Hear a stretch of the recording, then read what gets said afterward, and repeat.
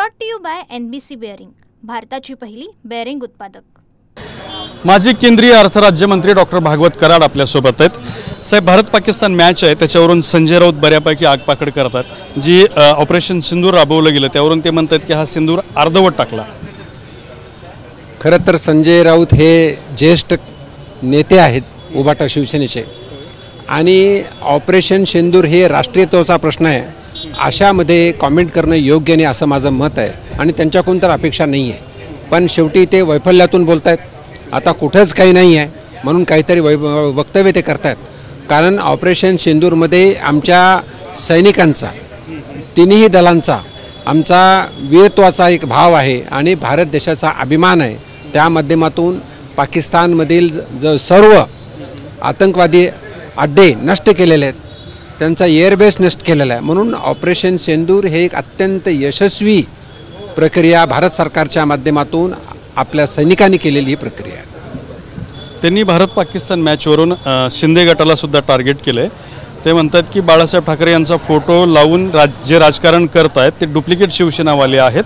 बाळासाहेबांचे खरे वारसदार सांगतात, पण यांच्या ढोंगणावर लाता मारल्या पाहिजेत असं वाक्य आहे। बघा त्यांचं वक्तव्य काय, ते कुठले शब्द वापरतात ते।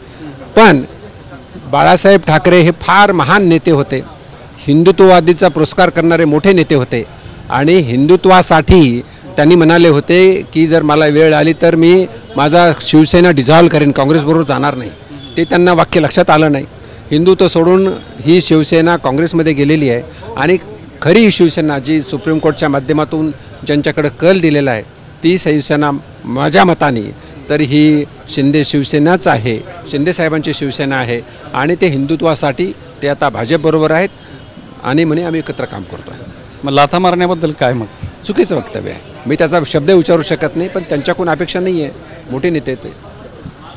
दुसरा एक महत्त्वाचा प्रश्न असा निर्माण होतो की त्यांचं म्हणणं ही भारत पाकिस्तान जी मॅच होती तर ती मॅच जर भारतात किंवा महाराष्ट्रात झाली असेल तर आम्ही उधळून लावली असती।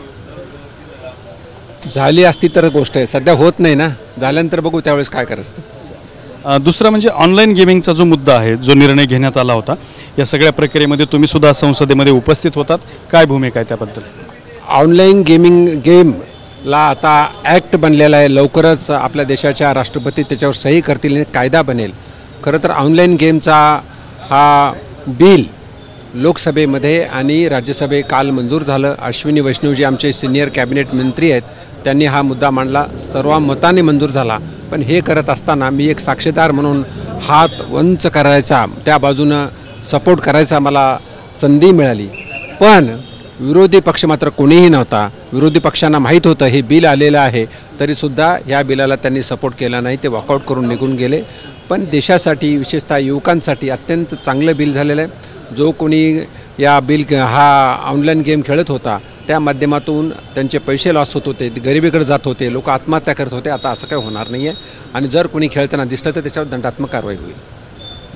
तर अशा पद्धतीने ऑनलाईन गेम रोखल्यामुळं आत्महत्या थांबतील असं वक्तव्य माजी केंद्रीय अर्थ राज्यमंत्री डॉक्टर भागवत कराड यांनी केलेलं आहे। कॅमेरामन हर्षल निकमसोबत दत्ता कानमोटे, TV9 मराठी, छत्रपती संभाजीनगर।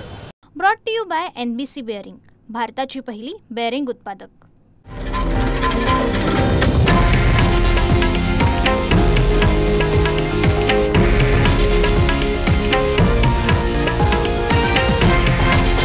हे आहे देशातील नंबर 1 न्यूज नेटवर्क, आणि आपण पाहत आहात TV9 मराठी, एकमेव।